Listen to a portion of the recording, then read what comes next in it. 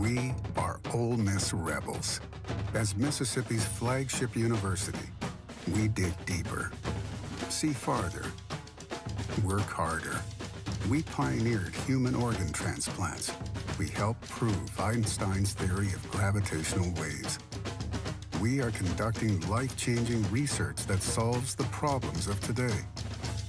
We are Ole Miss, transforming lives and the world.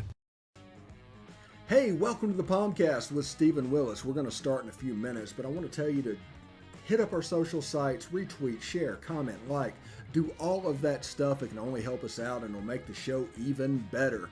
But we're getting ready to give you a lot of good Ole Miss information, and I just thought I would tell you that because the POMcast is starting. Well, it's starting right now. Wait, no, that's a little early. It is starting right about now. All right, welcome. Monday morning, this is the POMcast. I'm Stephen Willis. Thank you much for joining us. We have a jam-packed show today. Let me get this out of the way. Go to travelandcruiseworld.com. Give them a call, 1-800-330-7461. Again, that is 1-800-330-7461, and they can help you out. This is what I was trying to do. We're 18 months into this at this point. Everybody needs a vacation, and everybody likes to vacation in Central Florida. What I wanted to do was set up a resource for you so your vacation would not hit any snags or surprises along the way. They can help you, be a resource of what's going on, and best of all, they can offer you the same price you can get online. So give them a call, 1-800-330-7461. See Central Florida like a local. Also, I want to tell you about bookatailgate.com. Take it to the Grove.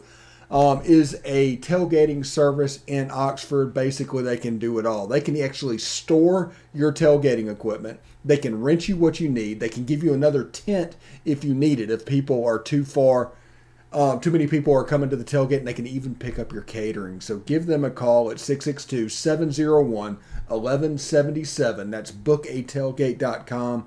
Bookatailgate.com. Take it to the Grove.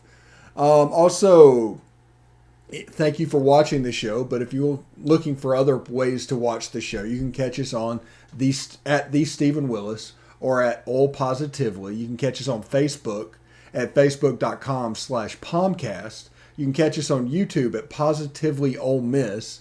Subscribe, hit the bell. You'll not only know that we're streaming, you'll know what we're streaming about. It's by far the best notification system. So if you are on any other platform and want to figure out the best notification system, subscribe to YouTube. It will help you out down the road, even if you don't watch it at YouTube. And you can catch us on Twitch at Positively Ole Miss, all lowercase, all one word. You can see down below our podcast lineup. That's Positively Ole Miss. Like and give us a review if you would. Leave a 5-star review. You can say whatever you want to say, but just give us a 5-star review. It'll help us out with the algorithm, with people looking for the show online. I think that's about it. All right, today's show, we're going to talk about how what happened Saturday night does not normally happen to Ole Miss. I will explain that. I will tell you a little bit about what happened Saturday night. And, of course, we will get on to Week 8 lines. Kind of a light slate, like 5 games, really only 4 lines out this week. So, if you have stuff to do, this might be the week to do it because there's not a whole lot of guys. I think Arkansas and Pine Bluff is on the SEC network at 11 a.m. It's that type of day. So just understand that. Normally this is reserved for like the second or third week in November. That's weird. But it's LSU week, and we are going to get to LSU week, and we are on it. We will get into that in earnest tomorrow. We'll have the press conference highlights on here and talk a little bit about LSU and their new reliance on gap schemes in the running game. Basically, it's Ed Orgeron getting back to his roots. As you saw yesterday, he is out after this season. Against Florida, they completely got back to their roots, which is that power running style that Ole Miss fans should be familiar with after watching Ben Jarvis, Green Ellis. They're doing a little bit of that at LSU. It's what he's comfortable with. They tried the Joe Brady stuff over and over again, and it cost him his job. And now he's going to get back to his roots and run the USC offense. So we will see about that, and we'll get into that in earnest tomorrow. Now, first of all, I just want to talk about how this game normally does not happen to Ole Miss. Ole Miss normally loses this game. And anybody watching the show can be familiar with what I'm talking about. This is a game Ole Miss normally loses. Going back to Memphis 2015, if you want to talk about Ole Miss being the better team going into a stadium, that it's just their absolute Super Bowl. Memphis in 2015. LSU in 2014. Ole Miss goes down to Tiger Stadium. I think 7-0 at that point. Game day was at that game. It was a big deal. LSU ended up winning the game 10-7 off of that horrible pass. Yeah. But it's a game that Ole Miss doesn't hit a lot. But it's a game that they always seem to lose. You got that 2015 Memphis. You got the 2014 LSU. I'm not counting Egg Bowls because that's always a weird thing.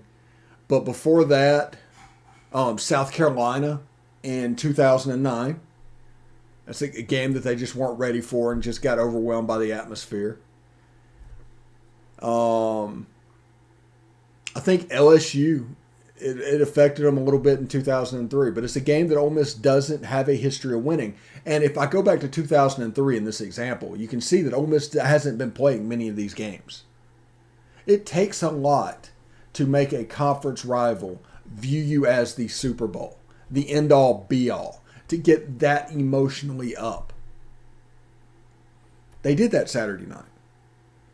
They checkered Neyland. They sold the place out. They played like it was a Super Bowl. They played us like everybody plays Alabama.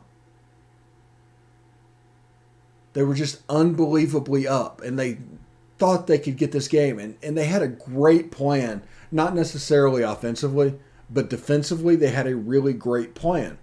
Now, we had a slot receiver, which would have been attacking that space that's vacated, that didn't have a very good game, and that's absolutely fine. But Lane Kiffin and Jeff Lebby decided to run the quarterback, and through the draw game, completely flustered Tennessee's defense, because they were selling out to stop the run and they were selling out to take away the outside receivers, because they honestly weren't respecting our tight end and they weren't respecting Ja'Cour Pearson and just were vacating that part of the field. Now, occasionally they would put a robber to take away that RPO behind the linebacker. You saw that a couple of times. Matt Corral double hitched just because they called the right defense for the right play. And Matt Corral was smart enough to get around that. So they found a way to protect the ball and not be so explosive, going down the field. And they only scored 31 points. The defense played very well, actually very well. Jake Springer coming back made a big difference, as we all told you it would. Otis Reese played a good game. Mark Robinson had 14 tackles, 12 solo, 5 tackles for loss, 2 sacks. I mean, that's SEC Player of the Week numbers. We don't know if he'll get it because that should be out in the next hour or so. But those are SEC Player of the Week numbers. I think Will Anderson had like 5 sacks against State, so he's probably going to get it. But that's an option. That's a real thing that people need to look at. And that, like I said, that is the game that Ole Miss usually doesn't win. So emotionally charged. The atmosphere usually just eats Ole Miss up in a situation like that. But it helped that Ole Miss had played in front of 100,000 before, and Alabama was absolutely up. That place was a zoo. Neyland was absolutely up. That place was a zoo. We come back for Eli Manning Day against LSU. Arch Manning's going to be on campus. That game should be a zoo, but a positive one for us. We're watching Ole Miss football grow before our eyes. It has nothing to do with what's behind them. Like I said, this is a game they would have lost under previous regimes. This is a game they absolutely would have lost. This is a game that can be ultimately built on. And Tennessee acting out like they did, their fans showing out, and the way that Ole Miss handled it, good grief, bumped Ole Miss up on the recruiting trail. 2 or 3 pegs. I mean, Saturday was the ultimate win for recruiting for Ole Miss football. everything. And, I mean, that's fantastic. That's what we all need. We need Jimmys and Joes, you know. Right now, Sam Williams is playing great, but on the other side of him, Cedric Johnson, you got your ends coming in at about 250 to 260 pounds. Teams can run against that. What you want is Tywan Malone on one side, Tariq Tisdale on the other side. It hasn't worked out to this point to do that, but it would give you the beef needed to stop the inside run game. So, something to keep in mind. You got Xavier Harris also coming down the line from Germantown at 6'8", 345 that's going to play that Mount Cody nose guard. Remember, Ole Miss is recruiting to this 3-2-6. It is going nowhere. There's going to be hiccups because they just changed. And anytime you just change, you don't have the players for it. So you need to recruit the players that are needed to run this defense. You can see with Jake Springer being on the field how different this defense looks. You need to recruit body types for each position. You get those guys ready to go. This defense allows you to recruit 2 tweeners as box safeties. Go out and get some hefty defensive backs. Some Eric Olivers from back in the day. Everybody remembers Eric Oliver when Eli was here back in the early 2000s. He'd be a terrific box safety in this defense. That's the reason you're starting to see us recruit tweeners at defensive back to play this position. A little bit of length, like former quarterbacks in Little Rock that are 6'3", 6'4", 220 pounds, but they can run. They're designed to play out there in the box. So it's going to get better, everybody. It genuinely is going to get better. But what happened in the game was you had a team that was insanely up for the game.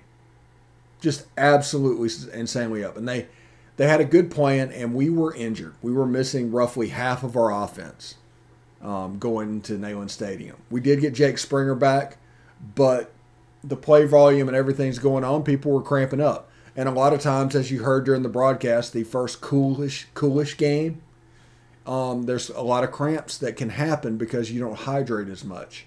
You don't learn that lesson. And because of that, you saw players going down with injury on both sides. It wasn't anything terrible. Although this fake an injury thing, I just don't care about one way or the other.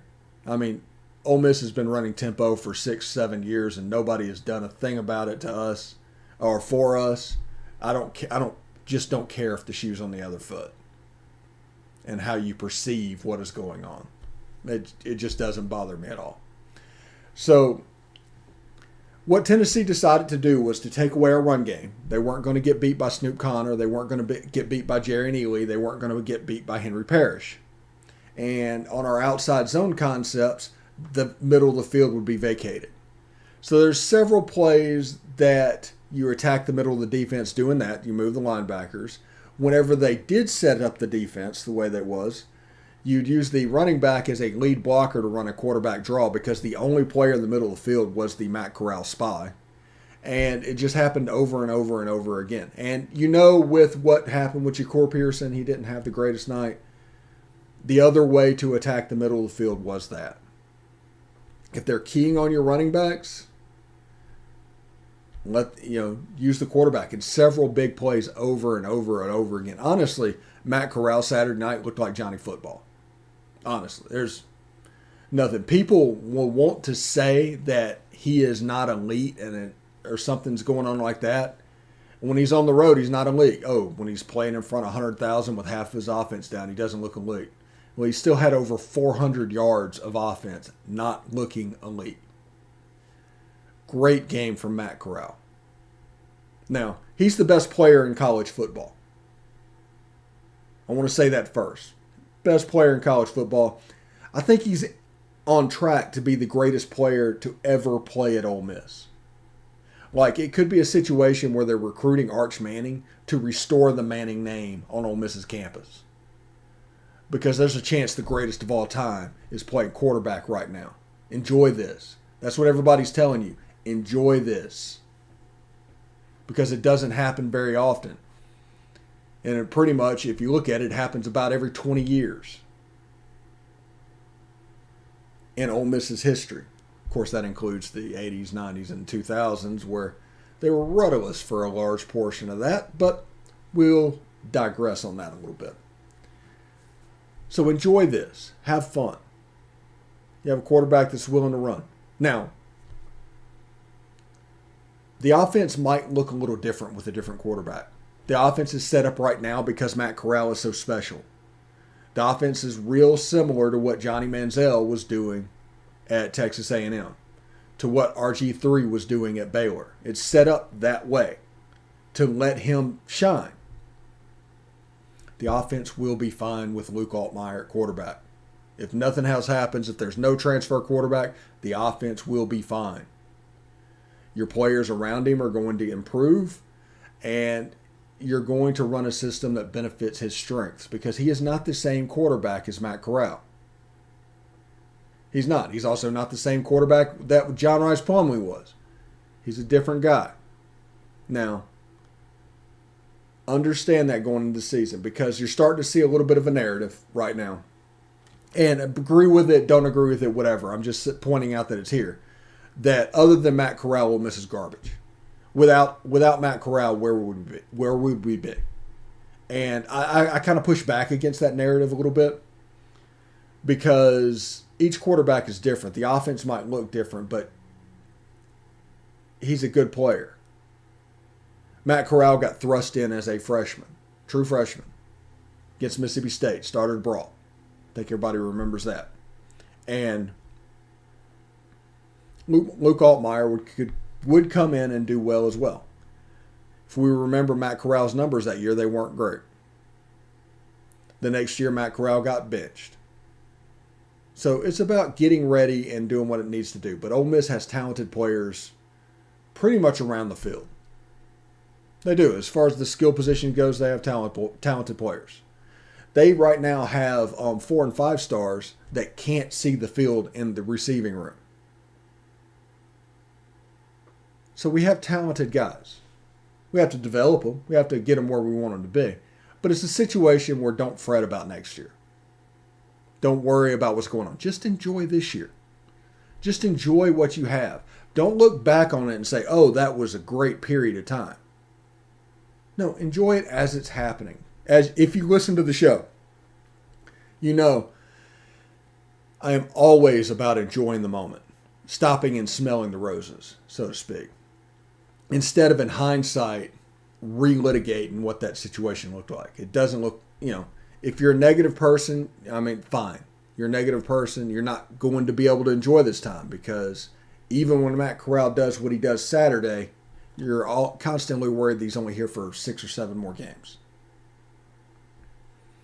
And I guess that's understandable. I can see that. But enjoy what is happening right now. We have a 5-1 team. That's the prediction I made preseason. Whenever we were going game by game in July and picking out, 5-1 was what I've said was necessary for us to have a special season. We absolutely had to get to 5-1. We did that. Absolutely did that. Had one bad half against Alabama. But other than that, we did it. So now against LSU, they're going to line up and run the ball. They're going to try and physically overmatch us. Auburn's going to try to do the same thing with Tank Bigsby and Jarquez Hunter. So you're going to see a lot of that one-high stuff that Jake Springer allowed us to do against Tennessee. Guy Caldwell says, Sugar Bowl bound, bro. At this point, I believe it. And if Alabama can drop a game, they could be SEC championship bound. But I'm halfway through the season. Everything's going well. I will point out in 2001, when we talked to Bill Flowers, we'll probably go over that again. They were 6-1 going into the Arkansas game and then just collapsed. So I do want to see what this team looks like moving forward after these next 2 games. If they get both of these next 2 games, there's a chance they could be really flying in November. LSU, I expect them to win the game, just because defensively LSU is not really there. Against Auburn, that's going to be a tough test. That's probably the toughest remaining test on the schedule is the Auburn game. And a guy says, also, how about me calling that Kiffin derangement syndrome? And that's absolutely the case. Tennessee lost their mind Saturday. Absolutely lost their mind. That was some Mexico soccer stuff that was happening in Neyland Stadium Saturday night. And it was all because they were getting beat by a combination of Kiffin, who they went there to dominate. They thought they were going to win the game. And the fact that he was wearing Ole Miss jerseys, because for some reason they always think they should just beat Ole Miss, even though we won 3 out of 4 against Tennessee at this point. The only one loss was the Jeremiah Masoli game in Neyland in 2010. So that's kind of what happened. I do want to give Kiffin and Levy a lot of props for attacking the center of the field the way they attacked it. That was very interesting, and it just set up plays where there was nobody there, and you're breaking off to a 10, 15-yard run. So it was a great run. It was very creatively done, and that was good to see. We're going to blow through the break a little bit, and we are going to get into Week 8 lines in just a second. But this is probably the biggest win that Ole Miss could have gotten from going to Tennessee. This is as good as it can get, because this is a recruiting win. This is extra marketing because of Tennessee showing their butt and doing all that stuff, and Ole Miss handling it with the class that they handled it with. It was absolutely a best case scenario recruiting wise for Ole Miss. So I'm expecting to see that heat up over the next couple of weeks. But I mean, this has a chance to take off. It hasn't yet. But it has a chance to really take off. And I'm looking forward to seeing that. So, let's look at lines for this week. Week 8 lines sponsored. I'm not going to say sponsored. Brought to you by Vegas Insider. Basically, 4 games with lines. Arkansas and Arkansas Pine Bluff do not have one at the moment. First game of the day, Bama is a 27.5-point favorite over Tennessee. The game is at Bama. It opened at 27, so it actually went up. People are such prisoners of the moment when it comes to Bama. They spent all last week talking about how the Bama dynasty was over. They're going to spend all this week talking about how dominant Bama is. Tennessee's defense, I don't know how they're going to play. I don't know how they're going to react from this game. Because after you saw what Arkansas did, completely laying an egg against Auburn, completely justified my opinion that after that 2001 game, Ole Miss dropped 3 straight games that season. It kind of, I think it might have taken them out of bowl contention in 2001, because I think in 2002 they played Nebraska, but that was the year that Alabama went in at 6-5. Ole Miss sat at home at 7-4. And after that Arkansas game, it was like 3 straight games. Now they played good teams. So that's not what I'm saying. But people are such prisoners of the moment when it comes to this type of stuff. Understand, if Tennessee comes out ready to play, they come out up defensively, they can do some stuff. Now, the problem is Hendon Hooker being hurt and Joe Milton playing that game. Joe Milton plays that game. I think Bama. I would take Bama to cover that game. I don't expect Tennessee to really show a pulse until the last 2 games when they play South Alabama and Vanderbilt. Just keep an eye on that one. Texas A&M, 21-point favorites over. Let's see. I need to bring this up real quick. 21-point favorites over South Carolina. Zeb is going to quarterback. The GA is going to quarterback for South Carolina. And the line opened at 19. It's moved to 21. That seems about right. Texas A&M's kind of getting their mojo together. South Carolina's good at stopping the run. Defensively, they can be a good team. That's a problem that you look at with a number that high for Texas A&M. They don't score a lot of points. So if it's a 21-point line, 35-14, which is exactly what they did last week, is a push. And I think South Carolina is a little bit better at this point than Missouri. That's kind of weird. Mississippi State favored by 23 over Vanderbilt at Vanderbilt. Line hasn't really moved. It's one of those games again where it's like I just don't know if Mississippi State's going to be able to hit that line. Last year the game was a little bit of a war between Mississippi State and Vanderbilt. I expect a little bit of that to happen again, but I don't know if they're going to be able to score 23 points. Vanderbilt absolutely peed down their leg Saturday with a chance to win the game against South Carolina. Absolutely. There's no way to get around it. But I don't think Mississippi State is 23 points better. Guy says that's the game we need to win. A&M and Auburn are the only two that worry me. Yeah, those two are going to be wars. A&M being in Oxford helps. But yeah, Vandy absolutely pissed down their leg. But I think they're going to come out at Vanderbilt, Vandy playing a home game, and it might be a 14-point game. It might be a 10-point game, but I'm going to probably take Vandy to cover in that game. I think that line's just a little bit too high. And finally, Ole Miss opened up as a 12-point favorite. It has come down to 11 in their home game against LSU. That's Eli Manning's Celebration Day. They're trying to sell it out. They're going to have special end zones painted for the game.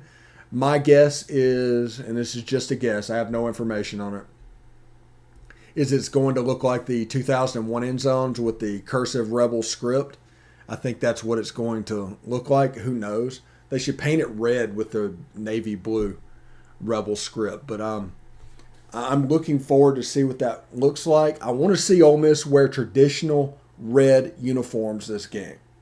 Whenever somebody does something silly to the uniform that's other than classical, they have lost the game over the last 5 or 6 years. I want to see Ole Miss in the navy lid, red jersey, gray pants, LSU in the gray pants, white jersey, yellow helmets, and let's go.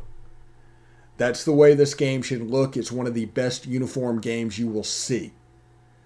The Ole Miss LSU game, it just looks like college football. And I'm looking forward to seeing this game, like Max Johnson's what he's going to do. Deion Smith coming back to Mississippi. I want to see what he does. I want to see the defense against a gap scheme power run game. I think we're going to see it's going to be a three-man front, but it's going to be situated in a way that basically you're playing a four-man look. You have a little bit more beef up front. So I'm looking forward to seeing all of that for the game this week. And, I mean, it's going to be really good. I hope everybody has a lot of fun. I hope everybody enjoys the game. It doesn't really happen that often that Ole Miss is in a position to where they're doing this to LSU. But enjoy it. Have fun. Enjoy number 2. The same thing after 2019 I told LSU fans leaving the stadium in Oxford. Enjoy Joe Burrow. He was a special dude. The same thing to happen. I'm going to tell Ole Miss people. Enjoy Matt Corral. He's going to be gone soon enough. So, thank you very much for tuning in today. And tune in tomorrow. We'll get into the LSU game. Tonight, Beast of the East. Tomorrow, Best of the West is the late night live streams. SEC After Dark, Wednesday at 10. My Disney trip this week is to Hollywood Studios, and I will be figuring out how Genie Plus works. So that is my homework for Friday. And I hope everybody tunes in, comes back tomorrow. Hope everybody has a good time. And, of course, hotty toddy. Have fun, guys.